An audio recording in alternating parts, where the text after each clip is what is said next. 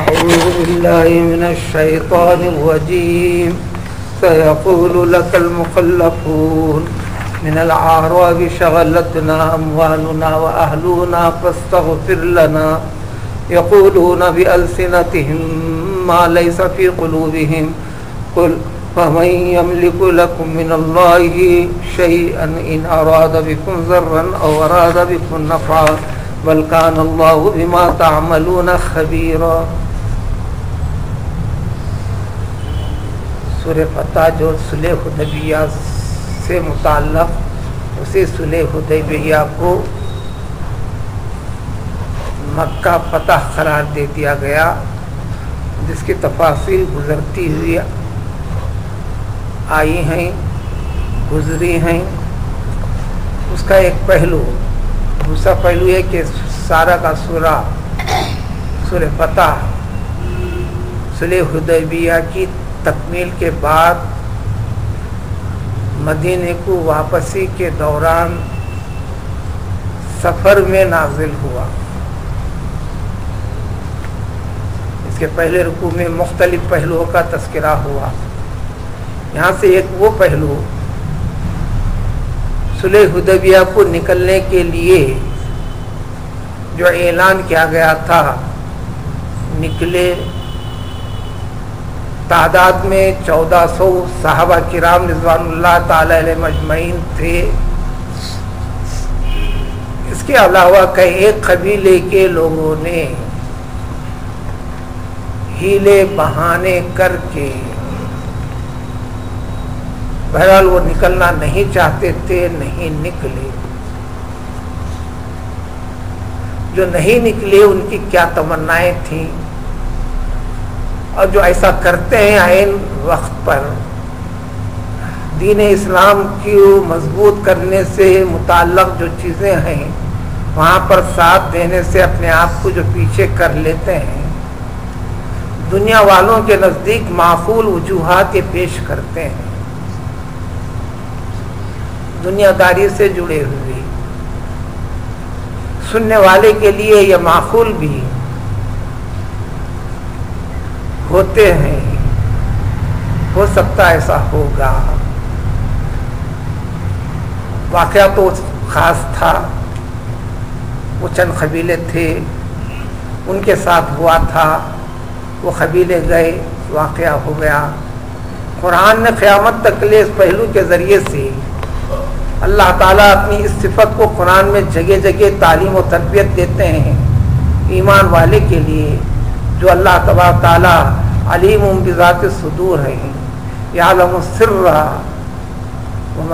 و جہرا، ہر سری اور جہری پہلو کو خوب اور بہتر جانتے ہیں. بندہ اپنے ایمان کے اس نقطہ نظر کو پوری طرح پختہ رکھے. اب زندگی میں جو بھی کرتا ہے کرتا چلے، لیکن اس بنیاد کے اوپر کہ اس کا ہر عمل اللہ تعالیٰ کے خوف سے ہونا چاہیے. اس کے دل کی حالت کو، کیفیت کو اس کا رب خوب اور بہتر جانتا ہے. وہ کوئی 6 قبیلے تھے، وہ ساتھ نہیں چلے. یہاں ان 6 قبیلوں کی تفصیل بتائے بغیر اللہ نے فرمایا، رسول اکرم صلی اللہ علیہ وسلم کو مدینہ پہنچنے سے پہلے بتا دیا کہ دیکھو جو ہی آپ پہنچیں گے یہ ایک صورتحال پیدا ہوگی، ان کی کیفیت یہ ہے، فلاں فلاں ہے، اس قسم کی بات ان سے کہہ دینا. اسی قسم کا انداز دوسرے پارے کی ابتدا سیقول، قرآن میں 2 انداز سے ملے گا، کہیں سیقول کہیں سوف یقول. ولا سوف یعطیک، سین اور صوفہ جو انگریزی کا متبادل ہے ول اور شل، یعنی یہ بات ہوگی. سین اور صوفہ میں فرق یہ ہے بہت جلد، زیادہ دیر نہیں لگے گی، یہ معاملہ ہوگا. تو سین کے ذریعے سے ذکر کرتے ہیں عربی میں، ذرا وقت لگے گا یا زیادہ وقت لگے گا تو اس کے لیے صوفہ کے ذریعے سے پہلو کی وضاحت ہوتے چلتی ہے. سیقول لک المخلفون، مخلف جو صلح حدیبیہ کے سفر میں ساتھ نہ آ کر اپنے آپ کو پیچھے روک لیا، پیچھے رہ جانے والے، اپنے آپ کو روک کر رکھنے والے، یہ لوگ اے پیغمبر محمد صلی اللہ علیہ وسلم آپ سے کہیں گے. راست خطاب جب قرآن نازل ہو رہا تھا رسول اکرم صلی اللہ علیہ وسلم سے ہوا، ویسے بھی قرآن کے سبھی احکام سبھی چیزیں بواسطے پیغمبر صلی اللہ علیہ وسلم امت کو دیے جاتے ہیں. تو بالواسطہ جو پہلو ہے کہ اس قسم کے پیچھے رہنے والے، ساتھ نہ دینے والے، ان کی باتیں اسی قسم کی ہوا کرتے ہیں. یہ وہ لوگ تھے جو اعراب تھے. عربی کے اندر اعراب لفظ ہے جس کا واحد نہیں آتا، صرف ایک ہی شکل میں استعمال ہوتا ہے اعراب، جو اردو ترجمے میں دیہاتی بدوی لوگ مراد ہیں. احادیث میں، اسلامی تاریخ میں ان چیزوں کی، ان قبیلوں کی پوری تفصیل ناموں کے ساتھ، اتے پتے کے ساتھ موجود ہے. تو یہ اعراب دیہاتی لوگ جو پیچھے رہ گئے تھے، یہ وہ لوگ تھے کہ جن کے دلوں میں ابھی ایمان پختگی کے ساتھ داخل نہیں ہوا تھا. چنانچہ آپ سے یہ کہیں گے کہ ہم کو ہمارے مال اور ہمارے گھر والے، بیوی، بچے، یہ چیزیں ہمارے لیے رکاوٹ بن گئی تھی. انہی چیزوں میں ہم اس قدر مشغول رہے کہ اس طرف دھیان دینا ہم سے ہو نہیں سکا. فاستغفر لنا، پھر اس لفظ کے ذریعے سے طبی انداز میں اپنے گناہ کا، غلطی کا اعتراف بھی کر دیا کہ ہمارے لیے استغفار کیجیے آپ، یعنی ہم گناہ گار ہیں اس سلسلے میں. لیکن اصل وجہ یہ ہے کہ اموالنا و اہلنا، ہمارے اہل و عیال، ہمارے مال و متاع کی حفاظت، ہمارے اپنے بیوی بچوں کی حفاظت، یہ مسئلہ سب سے زیادہ درپیش تھا، جس کی وجہ سے ہم آپ کا ساتھ دیتے ہوئے نکل نہیں سکے. پورے قرآن کو اگر ترتیب کے ساتھ ان مضامین کو پڑھتے چلیں تو دو پہلو ملتے ہیں.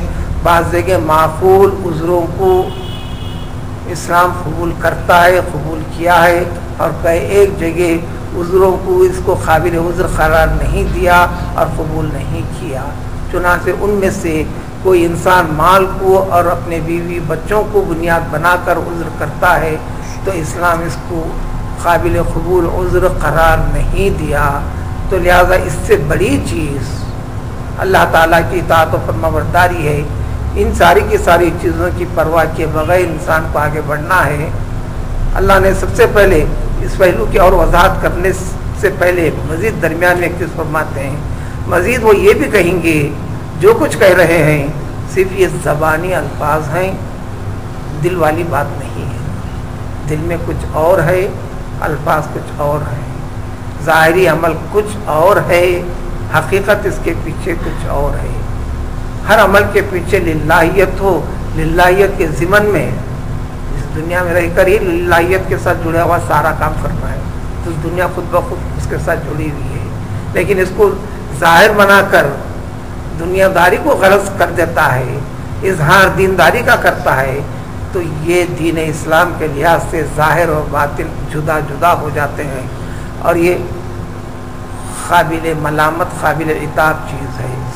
اب ان سے کہہ دینا ایسا خیال رکھنے والے، ایسی عذر خواہی کرنے والے، یا ان جیسی چیزوں کو عذر بنا کر دینداری والے معاملات میں اپنے آپ کو پیچھے ہٹانے والے ہر وہ شخص سے، یا وہ اپنے طور پر سمجھ لے ہر وہ شخص جس کو معیار بنا کر بتاؤ، اگر اللہ تبارک تعالیٰ تمہارے مال کے ساتھ کچھ ارادہ رکھتے ہیں برباد کرنا، تمہارے اہل و عیال کے ساتھ اگر ان کو نقصان پہنچانا چاہتے ہیں، ہلاک کرنا چاہتے ہیں، برباد کرنا چاہتے ہیں، مصائب میں مبتلا کرنا چاہتے ہیں،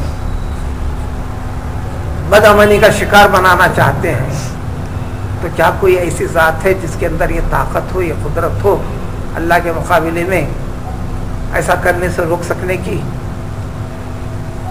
یعنی تم رہتے ہوئے بھی جس کو جو بنیاد بنا رہے ہو تم اپنے مال کو، اہل و عیال کو، تم رہتے ہوئے بھی اپنے مال کی حفاظت کر نہیں پاؤ گے، اپنے اہل و عیال کا تم کچھ بھی بچاؤ نہیں کر پاؤ گے.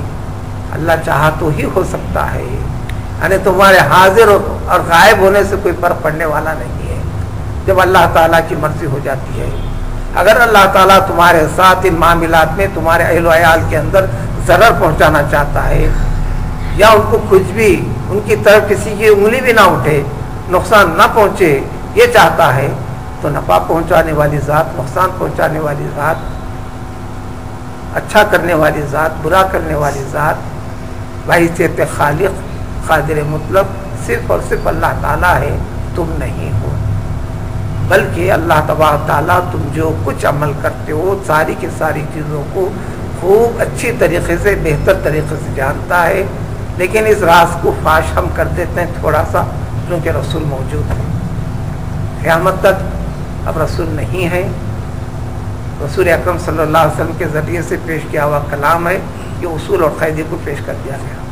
بلکہ تم جو گمان کر رہے تھے دنیا اور ظاہری اعتبار سے تو یہی ہوگا، کیونکہ یہ صرف 1400 نکلے تھے بغیر ہتھیار کے، جنگ کے ارادے سے نہیں، جیسا کہ تفصیل گزرتے رہی ہے۔ ایک بڑی قوم مشرکین مکہ، اطراف و اکناف، تو ان کو یہ خیال ہو گیا تھا ہرگز ہرگز لوٹ کر آنے والے نہیں ہیں رسول اکرم صلی اللہ علیہ وسلم بھی، اور تمام کے تمام مومنین بھی اپنے بیوی بچوں کے پاس گھروں کو ہرگز ہرگز آنے والے نہیں ہیں۔ اس قسم کا پختہ خیال دل میں تھا، اس خیال یہ حقیقت دل میں تھی۔ اب ظاہری طور پر اپنے بیوی و بچے بنا کر، بہانہ بنا کر، یعنی اپنی جان بچانے کے خاطر خود ٹک گئے، واسطہ اور سہارا لے لیا بچنے کے لیے، ہمارے مال، ہمارے بیوی بچے ہیں وغیرہ وغیرہ۔ وَزُيِّنَ ذَلِكَ فِي قُلُوبِكُمْ، یہ چیز ان کے دلوں کے اندر گھر کر گئی تھی، اور یہ برے برے خیالات ایمان والوں کے بارے میں رکھے تھے۔ ایسے لوگوں کو اللہ نے فرمایا کہ كُنتُمْ قَوْمًا بُورًا، یقیناً تم ہلاک و برباد ہونے والے ہو۔ اس قسم کے خیال و فکر والوں کو اس خیال اور فکر سے، ایسے حرکات سے، ایسے اعمال کے سرزد ہونے کے بعد اس سے نکلنے کا، بچنے کا بھی ایک راستہ بتاتے ہیں۔ یہی باتیں ادھوری ہے، اس کی تعمیل تکمیل آنے والے مزید 2 آیتوں میں یہ پوری بات کو